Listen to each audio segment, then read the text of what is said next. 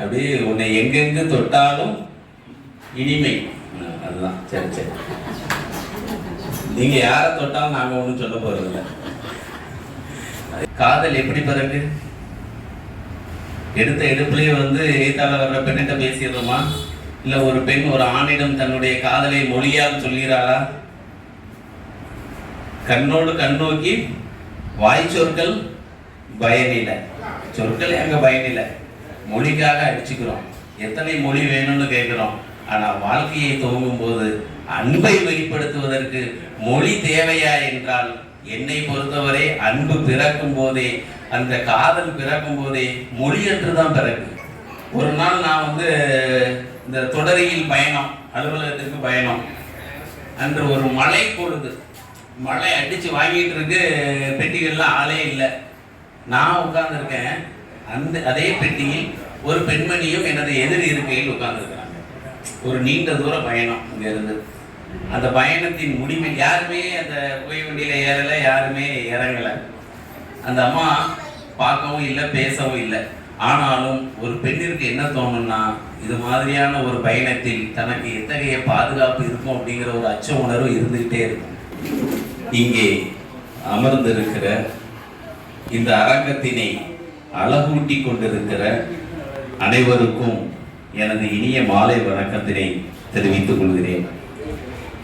பிறந்த நாள் கொண்டாடும் இளையவர்களுக்கும், என்னை விட இளையவர் இல்லை, மனதால் இளையவர்கள், அந்த மூவருக்கும் எனது பிறந்த நாள் வாழ்த்துக்களை உங்கள் சார்பில் தெரிவித்துக் கொள்கிறேன்.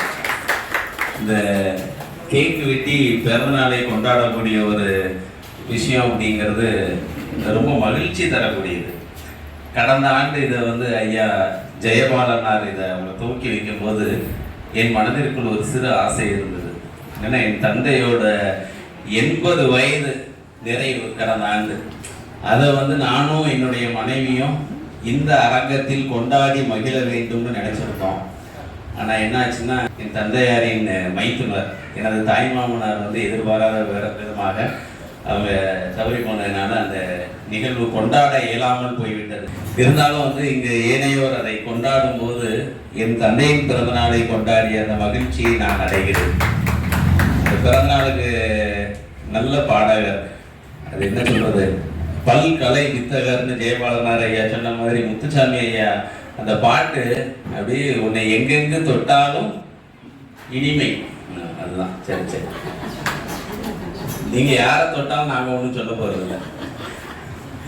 இந்த மாதிரி வரிகளை எல்லாம் அந்த பாடலை முதலிலிருந்து துவங்காமல், அந்த பாடலை இடையில் நம்மை வசீகரிக்கக்கூடிய ஒரு வரியிலிருந்து துவங்கி அதை பாடி நம்மை எல்லாம் பரவசப்படுத்துதல் என்பதுதான் இந்த அரங்கத்தின் பெருமை.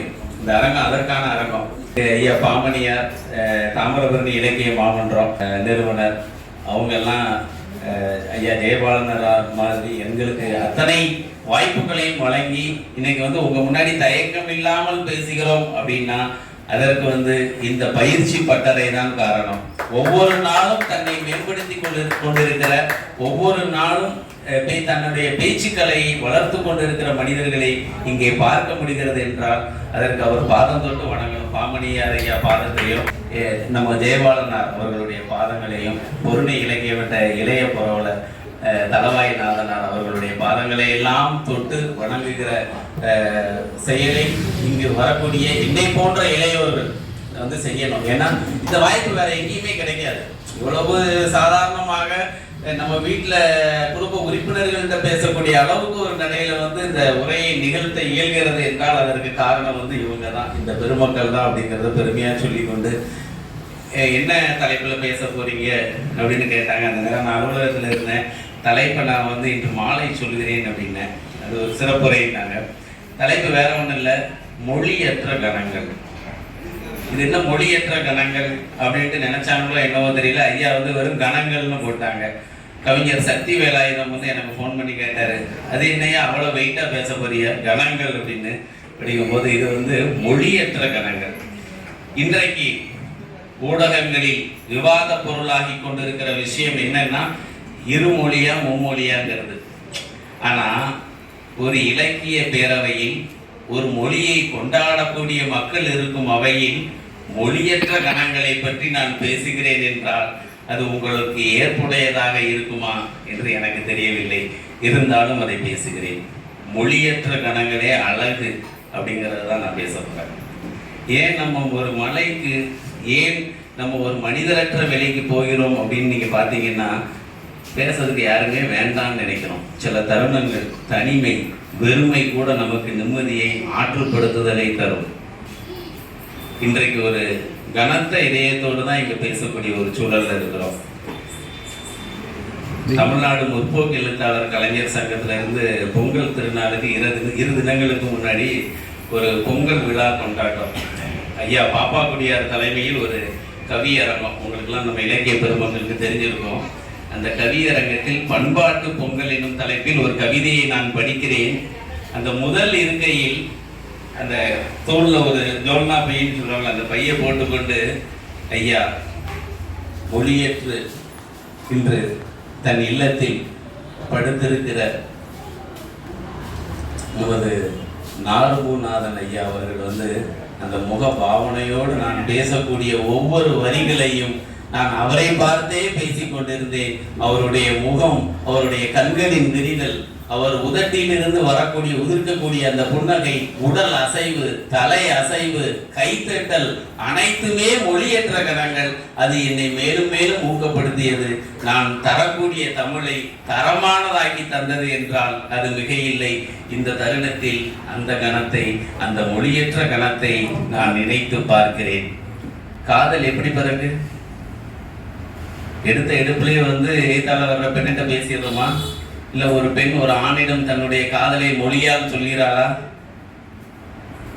கண்ணோடு கண் நோக்கி வாய் சொற்கள் பயனில்லை. சொற்களே அங்கே பயனில்லை. மொழிக்காக அடிச்சுக்கிறோம். எத்தனை மொழி வேணும்னு கேட்குறோம். ஆனால் வாழ்க்கையை துவங்கும் போது அன்பை வெளிப்படுத்துவதற்கு மொழி தேவையா என்றால், என்னை பொறுத்தவரை அன்பு பிறக்கும் போதே, அந்த காதல் பிறக்கும் போதே மொழியற்று தான் பிறகு. வெளியில பிறக்கக்கூடிய காதலுக்கு மொழி எதுக்கு அப்படிங்கிறதா என்னோட வாதமாக இங்கே இருக்கு. இது போல இன்னும் பல விஷயங்களை சொல்லலாம். இப்போ நான் ஒரு விஷயத்தை சொல்றேன், நான் சொல்வதற்கு வேண்டுமானால் மொழி தேவைப்படலாம். ஆனால் அதற்கு நீங்கள் எனக்கு கொடுக்கக்கூடிய அந்த ஊக்கம், அந்த கைத்தட்டல், தலை அசைவு, அந்த உடல் மொழி, ஒரு புன்னகை, இதற்கெல்லாம் மொழியே தேவையில்லை. இது எந்த மொழியில் உரையாற்றினாலும் எல்லோரும் கொடுக்கக்கூடிய அந்த உடல் மொழி அப்படிங்கிறது அது ஒரு மொழியற்ற கணம் தான். இந்த பாராட்டுதல் தான் நம்மை அடுத்த நிலைக்கு கொண்டு போகுது. எல்லாரும் பாராட்டணும். உக்கரங்கோட்டை மணி ஐயா ஒரு கதையை அழகா சொல்லிட்டு போனாங்க. நீதி தவறாமலும் நட்பில் அந்த உறவு விரிசல் வராமலும் அவர் நடந்துகிட்டதை அழகா சொன்னாங்க. அவர் முடிச்சுட்டு வரும்போது பாமணியார் அப்படி கைத்தட்டி சொன்னாங்க. இதுதான் அங்க என்ன மொழி இருந்தது? இந்த கைத்தட்டலுக்கும் இந்த கையை அப்படி இந்த ஆங்கிலத்தில் தம்ஸ் அப்னு சொல்லுவாங்களே, அதுக்கு என்ன மொழி இருந்தது? ஆனால் அவர் பெற்றது அளவற்ற மகிழ்ச்சி.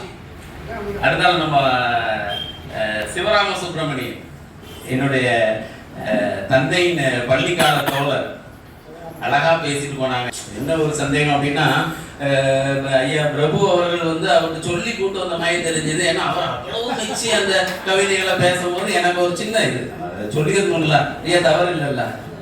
ஏன்னா ஆனாலும் அவர்கள் தனக்கான அந்த சிறப்புரையில் 2 பேரை மகிழ்விச்சாங்க, மொழியால மகிழ்விச்சாங்க. ஆனா மொழியே இல்லாம நம்ம பாமணியார் சொன்னாங்க, அதே மாதிரி ரொம்ப அருமையா பேசுனீங்க. 2 பேருமே அந்த கையை காட்டினாங்க. இதுதான் மொழியற்ற கணங்கள். எனக்கு ஒரு நாள் நான் இந்த தொடரியில் பயணம், அலுவலகத்திற்கு பயணம். அன்று ஒரு மழை பொழுது, மழை அடிச்சு வாங்கிட்டு இருக்கு.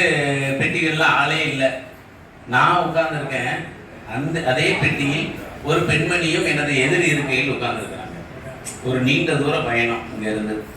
அந்த பயணத்தின் முடிவில் யாருமே அந்த புகை வண்டியில ஏறல, யாருமே இறங்கல. அந்த அம்மா பார்க்கவும் இல்லை, பேசவும் இல்லை. ஆனாலும் ஒரு பெண்ணிற்கு என்ன தோணும்னா, இது மாதிரியான ஒரு பயணத்தில் தனக்கு எத்தகைய பாதுகாப்பு இருக்கும் அப்படிங்கிற ஒரு அச்ச உணர்வு இருந்துகிட்டே இருக்கும். அந்த அம்மா பேசலை, நானும் அதை கேட்கல. ஆனால் அவங்களோட உடல் மொழி தெரியுது, இவங்க ஒரு பயத்தோடையும் ஒரு பதட்டத்தோடையும் இருக்காங்கன்னு. நான் இந்த ஓரத்தில் உட்காந்துருக்கிற இருக்கையில், அந்த அம்மா எதிர் இருக்கையில் ஜன்னல் ஓரத்தில் உட்காந்துருக்குறாங்க. இந்த இறங்கி போகக்கூடிய நேரம் வருது. என் வயதிற்கு ஒத்த ஒரு அம்மையார் தான். அந்த அம்மா என்ன பண்றாங்கன்னா இறங்கி வந்து என்னை கடந்து போறாங்க. இப்போ முன்னாடி போனவங்க அப்படி பின்னாடி வந்து அப்படின்னு ஒரு வார்த்தையை கையை மட்டும் காட்டிட்டு போறாங்க. வேற ஒண்ணுமே இல்லை. இவ்வளவு நேரம் இந்த புகைவண்டி பயணத்தில் எனக்கு பதட்டமற்ற ஒரு சூழ்நிலையை நீங்கள் தந்தீங்கிறதுக்கான அங்கீகாரம் தான் அது. நேற்று நான் அலுவலகத்திலிருந்து வர்றேன். இந்த அதே புகைவண்டி நிலையத்தில் இறங்கி நாங்கள் வரும்போது நம்ம சந்திப்பிள்ளையார் கோவிலுக்கு பக்கத்தில் எதிர்த்தால ஒரு ஆட்டோ நிற்கிது. அங்கேருந்து ஒரு கார் வருது. இந்த பக்கம் 2-3 பேர் அந்த அவங்களோட இருசக்கர வாகனங்களை நிறுத்தி வச்சுருக்கிறாங்க. இவங்க அதை கடந்து வரணும். அந்த கடந்து வரக்கூடிய அந்த கார் ஓட்டுநர்களுக்கு தெரியும், இந்த மாதிரி நெருக்கமான ஒரு சாலைகளில் தெருக்களில் வந்து வாகனங்களை செலுத்துவதுங்கிறது ரொம்ப கடினமான ஒரு விஷயம். அப்போ நான் எதிர்த்தால இருக்கிற ஒரு சற்று தொலைவில் அப்போ இவருக்கு வந்து நான் வந்து அந்த வழிகாட்டுறேன். கொஞ்சம் அந்த சாலைகளில் வந்து போக்குவரத்தை சரி செய்யக்கூடிய காவலர் வந்து எப்படி சைகையில் செய்வாரோ அது மாதிரி வழிகாட்டுறேன். நீங்கள் நம்புவீங்களோ நம்பலையோ, அவர் என்னை கடந்து போகும்போது அவருடைய அந்த வாகனத்தின் அந்த கண்ணாடியை இறக்குகிறார். அந்த வாகனத்தை செலுத்துபவர் இருங்க, இந்த சலாம் வைப்பாங்கல்ல, அப்படி அந்த ஜன்னல் வழியா. இங்கே என்ன மொழி இருந்தது? நானும் எந்த மொழியும் சொல்லலை, அவரும் எந்த மொழியையும் பேசவில்லை. ஆனால் இருவருக்கும் இடையில் ஒரு புரிதல் இருந்தது, இருவருக்கும் இடையில் ஒரு செயல் நடந்தது. அப்படிங்கிறது தான் இதில் வந்து முக்கியமான விஷயம். இந்த எனக்கு மொழிக்காக இதே அரங்கத்தில் நான் இதற்கு முன்னாடி சொல்லியிருக்கிறேன். ஒரு தடவை வந்து பிற மொழிகளை வந்து துவேஷம் செய்து பேசினாங்க. அப்போ கூட நான் சொன்னேன், இது ஒரு மொழியை உயர்த்தி பிடிக்கின்ற தளம். இந்த இடத்தில் எந்த மொழியையும் இழித்து பேசுவது, பழித்து பேசுவது என்பது தகாதுன்னு. இதில் உங்களுக்கும் உடன்பாடு இருக்கும் தானே?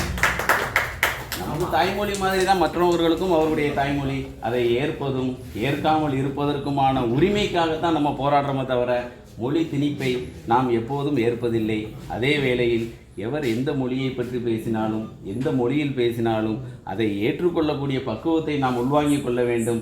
நம் தமிழ் மொழி அழிந்திருக்க வேண்டுமானால் எப்போதோ அழிந்திருக்க வேண்டும். எத்தனையோ படையெடுப்புகளை கடந்து இந்த மொழி வாழ்ந்து கொண்டு இருக்கிறது.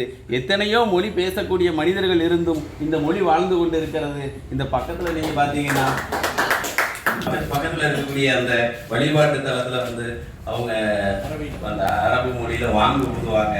அப்போ நம்ம ஜெயபாலன் ஐயா சொல்லுவாங்க, தயவு செய்து இந்த நேரம் வந்து ஒளிபெருக்கில யாரும் பேச வேண்டாம், கொஞ்ச நேரம் தான், அந்த கொஞ்ச நேரம் அமைதி காரணமாங்க. இந்த மொழி பக்கத்தில் இருப்பதால் நம் தமிழ் அழிந்து விட்டதா? நாம் எத்தனையோ மொழிகளுக்கு இடம் கொடுக்கிறோம்.